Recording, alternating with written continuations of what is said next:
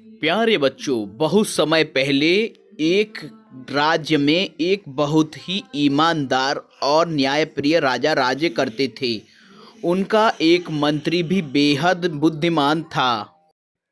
उसी गांव में राम और श्याम नाम के दो किसान और उनकी पत्नियां रहती थीं, जो एक दूसरे का सुख दुख में साथ दिया करती थीं। राम की पत्नी सीधी व सुशील थी और राम के पास एक छोटा बच्चा भी था। लेकिन श्याम की पत्नी के पास कोई बच्चा नहीं था। वह बेहद चतुर और धूर्त महिला थी। वह अक्सर अपने पति से बात बात पर लड़ाई झगड़ा करती रहती थी। उसने कई तांत्रिकों से अपनी संतान के लिए पूजा अर्चना कराई, लेकिन उसे कोई भी लाभ नहीं मिला। वह चाहती थी कि उसके पास भी राम की पत्नी जैसा एक सुंदर बच्चा हो। कई प्रयास विफल होने पर भी उसने अपनी एक पड़ोसन से सलाह ली। पड़ोसन ने कहा कि यदि तेरे पास कोई बच्चा नहीं है तो तू अपनी बहन के बच्चे को चोरी कर ले। वह छोटा बच्चा है, आसानी से आप उसे छुपा सकोगे और जब भी कोई पूछे तो वह बता देना कि यह मेरा ही बच्चा है। यह विचार उसके मन में सही बैठ गया। इसी प्लान के बारे में बार बार सोचने लगी।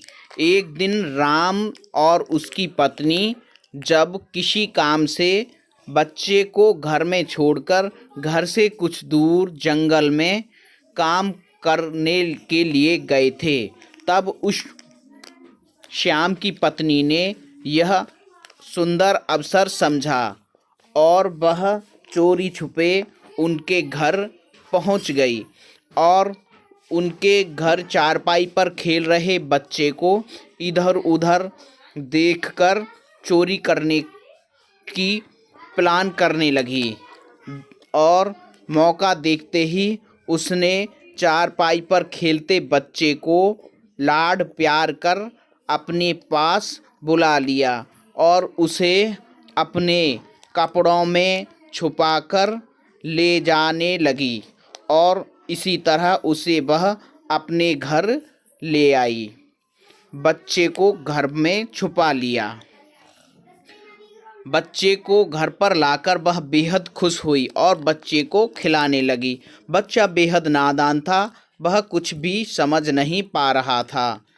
लेकिन इसी बीच राम और उसकी पत्नी घर पर वापस आते हैं तो उन्हें चारपाई पर बच्चा नज़र नहीं आता। वे बेहद चिंतित हो जाते हैं और इधर उधर बच्चे की तलाश करने लगते हैं। दोनों आपस में बच्चे के खोजने का प्रयास करते हैं और बात करते हैं कि आखिर हमारा मुन्ना कहाँ गया। काफ़ी प्रयास करने के बाद भी बच्चा उन्हें नहीं मिलता। तब राम अपने घर से बाहर निकलता है और वह अपने पूरे गांव में घूमता हुआ लोगों से अपने बच्चे के बारे में जानकारी जुटाता है। लेकिन सभी लोग बच्चे को न देखे जाने की बात कहते हुए उसे मना कर देते हैं। काफ़ी खोजने के बाद भी बच्चे को ढूंढने में सफलता नहीं मिलती है।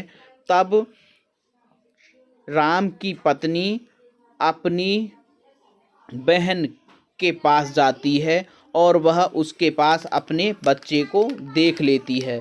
वह उस बच्चे को अपने साथ ले जाने की बात कहती है तो श्याम की पत्नी उस बच्चे को अपना बच्चा बताती है और उसे बच्चे को ले जाने से रोक देती है।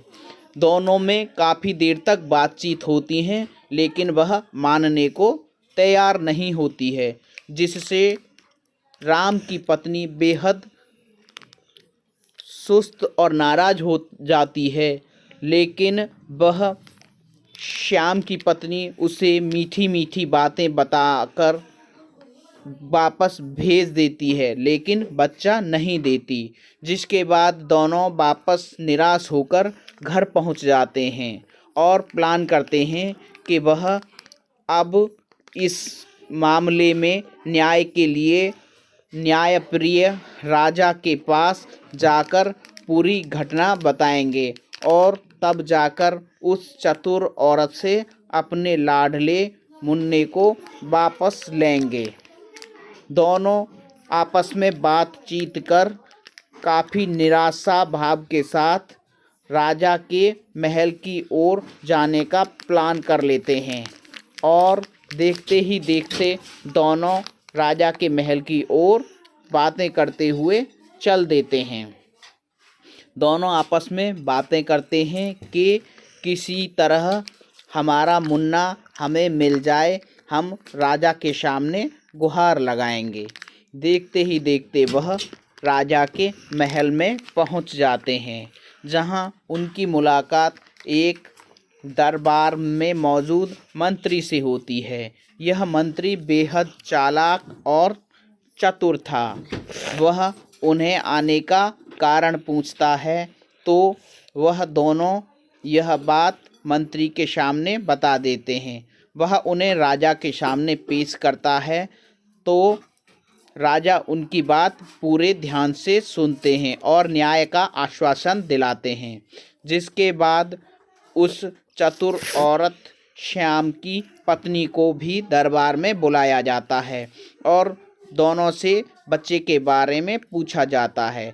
लेकिन काफ़ी देर बहस चलने के बाद भी दोनों महिलाएं एक दूसरे की बात को झूठी बताते हुए बच्चे को अपना होने का दावा करती हैं। लेकिन मंत्री अपने साथ तलवार लाता है और कहता है कि ठीक है, मैं बच्चे को बीच में से काटकर दोनों को आधा आधा देता हूँ। जिस पर श्याम की पत्नी चतुर औरत कहती है कि ठीक है, बच्चे को काट दीजिए, क्योंकि वह चाहती थी कि बच्चा मर जाएगा तो मेरा भी नहीं रहेगा, ना इसका रहेगा। लेकिन श्याम की पत्नी रोने लगती है और कहती है महाराज, बच्चे को इसी को दे दीजिए। जिस पर वह राजा समझ जाते हैं और बच्चे को राम और उसकी पत्नी को दे देते हैं। जिसके बाद उसके झूठ के लिए महाराज उस चतुर औरत को जेल में डाल देते हैं। तो दोस्तों, ये थी राम और श्याम और उनकी पत्नियों की कहानी। दोस्तों, इस तरह की कहानियों के लिए आप मेरे चैनल को सब्सक्राइब ज़रूर करें और बेल आइकन दबाएं, जिससे कि आपको मेरे नए वीडियो आपको मिलते रहें।